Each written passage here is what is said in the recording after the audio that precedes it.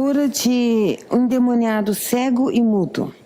Hoje nós vamos entender algumas questões espirituais de possessão demoníaca. Nós vamos ver a diferença da doença e da possessão. A Mateus 12, 22. Trouxeram-lhe então um endemoniado cego e mudo, e de tal modo o curou. E o cego e mudo falava e via. E toda a multidão se admirava e dizia: não é este o filho de Davi? Mas os fariseus, ouvindo isto, diziam: este não expulsa os demônios, senão por Beelzebu, príncipe dos demônios. Jesus, porém, conhecendo os seus pensamentos, disse-lhes: todo reino dividido contra si mesmo é devastado, e toda cidade ou casa dividida contra si mesma não subsistirá. E se Satanás expulsa Satanás, está dividido contra si mesmo. Como subsistirá, pois, o seu reino? E se eu expulso os demônios por Beelzebu, por quem o expulsam, então os vossos filhos? Portanto, eles mesmos serão os vossos juízes. Mas se eu expulso os demônios pelo Espírito de Deus, e consequentemente chegado a vós o reino de Deus. Ou como pode alguém entrar em casa do homem valente e furtar os seus bens, se primeiro não o maniatar o valente, saqueando então a sua casa? Quem não é comigo é contra mim, e quem comigo não ajunta espalha. Portanto, eu vos digo, todo pecado e blasfêmia se perdoará aos homens, mas a blasfêmia contra o Espírito não será perdoado aos homens. E se qualquer quiser alguma palavra contra o Filho do Homem, ser-lhe-á perdoado. Mas se alguém falar contra o Espírito Santo, não será perdoado, nem nesse século, nem no futuro. Lucas 11, 14. De outra feita, estava Jesus, expelindo um demônio, que era mudo, e aconteceu que ao sair o demônio, o mudo passou a falar, e as multidões o admiravam. Então, quando você fizer isso, e você ler os evangelhos, ali embaixo de cada passagem, tem lá a mesma história transcrita, escrita pelos outros evangelhos. Leia e veja a diferença. Mas sempre com essa cabeça. Mateus e João viram, Marcos e Lucas ouviram. Viu como Mateus fez a redação mais extensa do fato e como Lucas, ouvindo, relatou um resumo? Para você crescer, quando você quiser conhecer alguém, você tem que procurar conviver com ela, porque você vendo ela agir, você vai conhecê-la melhor do que ouvindo falar dela. Por que nesta doença é citado termos como endemoniamento, a cura do cego e do mudo, como um estado espiritual de possessão? Qual a diferença entre ser doente e ao mesmo tempo possesso e ser doente e ser uma pessoa mansa, que obedece a Deus? Qual a diferença entre um e outro? Como é que eu sei quando alguém é possesso num relacionamento normal humano? A pessoa que é salva em Jesus, ela tem prazer no amor. O possesso tem prazer em destruir e isolar o objeto do amor. O ciúme até aqui é divino, daqui para cá é possessão demoníaca. O ciúme de supervisão e verificação é saudável.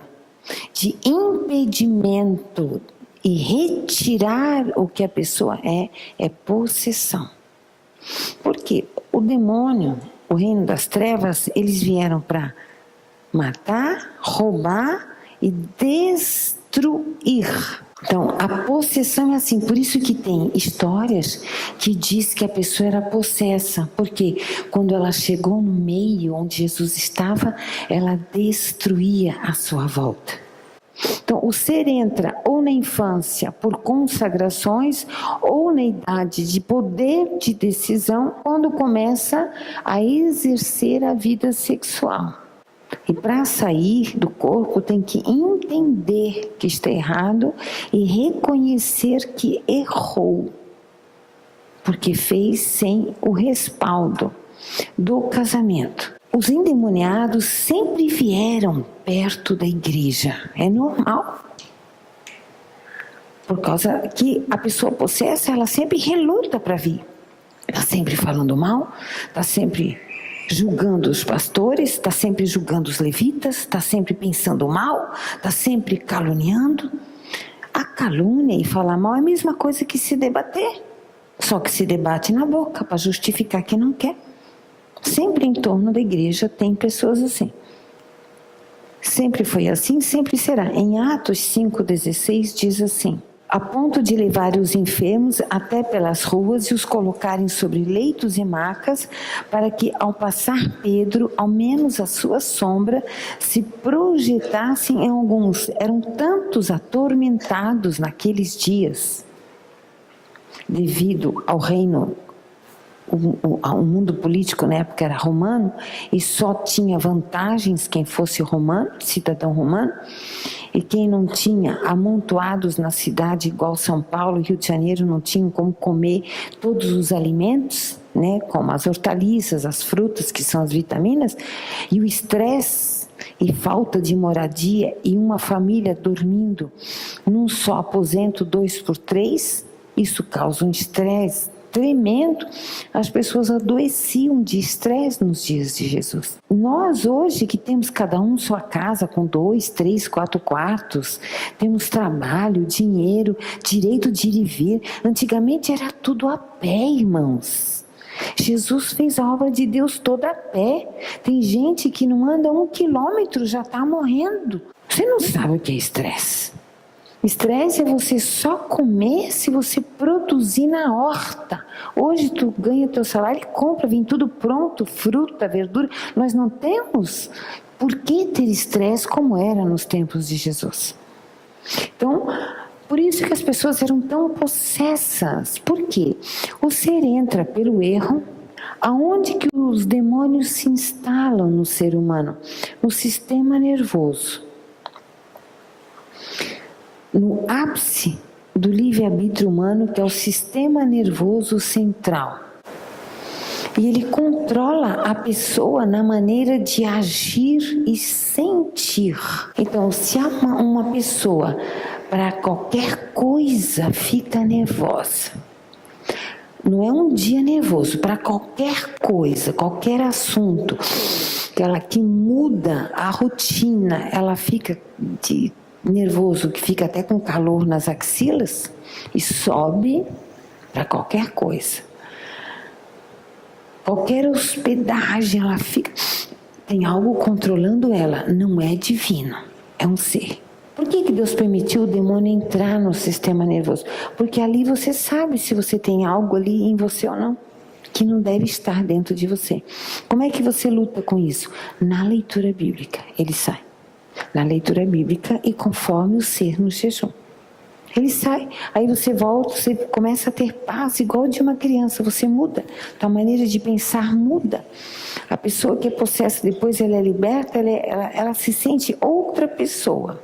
Ela vive a mesma situação que antes ela ficava perturbada, sempre nervosa, com medo muito exagerado, muito nervosa, passa a respirar, a pensar. Para reinar sobre qualquer coisa, o coração desta pessoa tem que estar limpo, sem colocar ninguém contra ninguém. Pode até dizer o fato ruim, mas não coloca contra. O Filho de Deus vê os defeitos no próximo e procura mudar aquilo para o bem dela. Os filhos do diabo apontam o defeito e querem acabar com ela. Destroem a moral dela. Essa é a diferença entre filhos do diabo e filhos de Deus. Eu vou ler a carta aos Romanos 1, 3-5 diz assim: com respeito a seu filho, o qual segundo a carne veio da descendência. Então ele é descendente geneticamente, foi designado filho de Deus porque foi gerado pelo Espírito, mas o ventre da mãe era descendente de Davi, com poder segundo o Espírito de Santidade pela ressurreição dos mortos, a saber, Jesus Cristo nosso Senhor. Então, quando Jesus ressuscitou, se tornou o nosso Salvador. Por isso o termo Filho de Davi. tá? Filho de Davi. Então ele tinha direito a esse título. Aí os que estavam ali com ele, em Mateus 12 que a gente leu, né? 12, 22, diz lá, ele a toda a multidão admirava, é porventura o filho de Davi? Por quê? Porque das profecias ditas, o descendente de Davi faria os milagres, cegos enxergariam, mudos falariam, surdos ouviriam e paralíticos andariam. Era uma promessa para o Messias que levantaria o povo judeu acima de outras raças. E Jesus veio fazer esse trabalho espiritualmente. Os judeus não entenderam na época porque queriam um reino humano que suprimisse, que colocasse Roma nos pés dos judeus. Mas Jesus fez um trabalho espiritual unindo judeus e não judeus. Ou gentios, é a mesma coisa. Vamos ver o que a Bíblia fala de Satanás. Vamos lá, 2 Tessalonicenses 2:8. Então será revelado o iníquo, a quem o Senhor desfará pelo assopro de sua boca e a quem dará pelo esplendor da sua vinda. Isso, ali Jesus está falando à igreja de Tessalônica acerca da volta, a segunda volta dele, que a primeira ele já estava vivendo. A primeira foi quando ele veio como Salvador. A segunda, ele virá como Senhor nos ares e buscar a noiva. Então, o iníquo significa iniquidade. Lembra que o pastor explicou o que é? É você saber que não é para fazer e faz. Então, dá lugar ao espírito do iníquo. Quer dizer, o espírito de Satanás sobre a terra. No lado espiritual, toda pessoa que pratica iniquidade fica sujeito ao espírito do iníquo. Ela sabe e não faz. Ela sabe que não é para fazer aquilo, mas ela faz. O iníquo. Aquele que tem o Espírito Santo, ele também é inspirado por um Espírito, o Espírito de Deus, e faz o que é certo. Então, tudo que você fizer e for certo, você está sendo inspirado pelo Espírito Santo de Deus.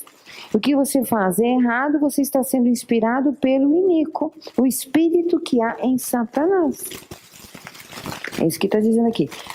Hebreus 2,14. Visto, pois, que os filhos têm participação comum da carne e sangue, destes também ele igualmente participou, para que a sua morte destruísse aquele que tem o poder da morte, a saber, o diabo. Isso, então Jesus morreu, veio em carne, morreu como Cordeiro de Deus, foi para o Hades, sem vida física, como alma.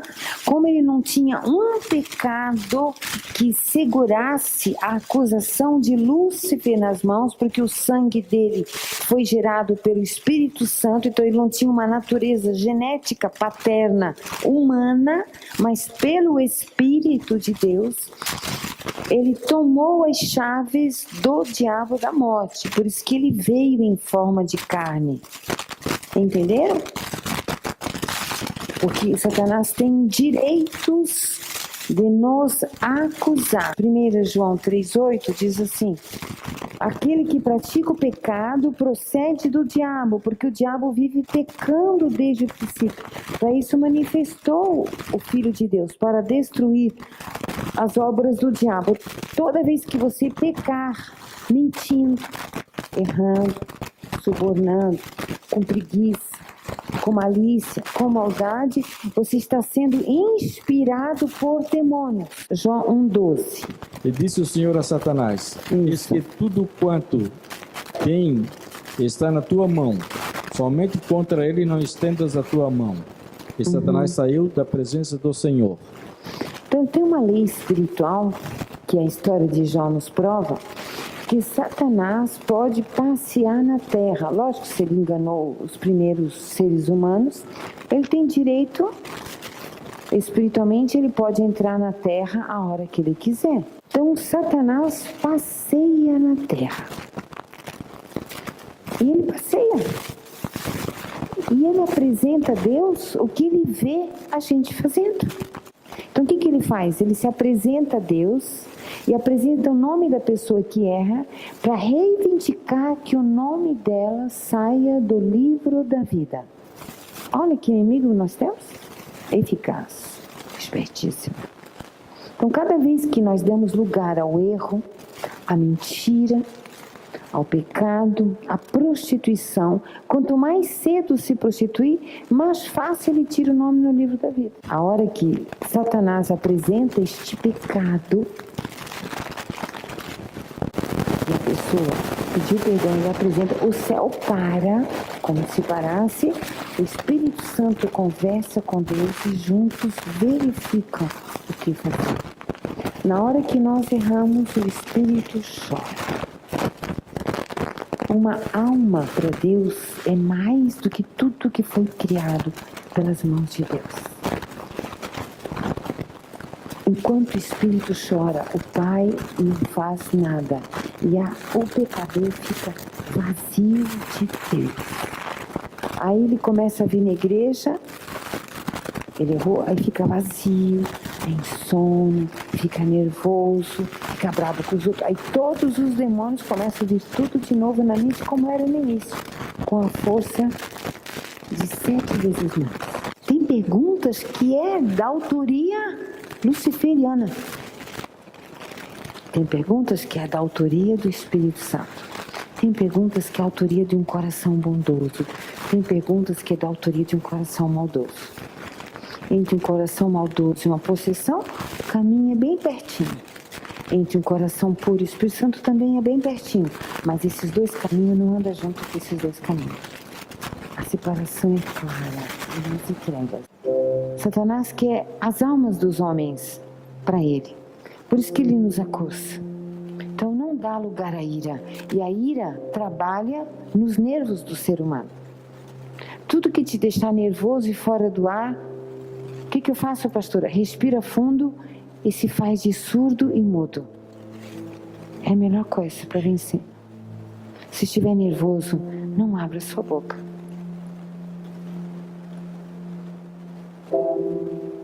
Ah, mas é difícil não falar. É melhor ficar calado. E pede para Deus te ajudar.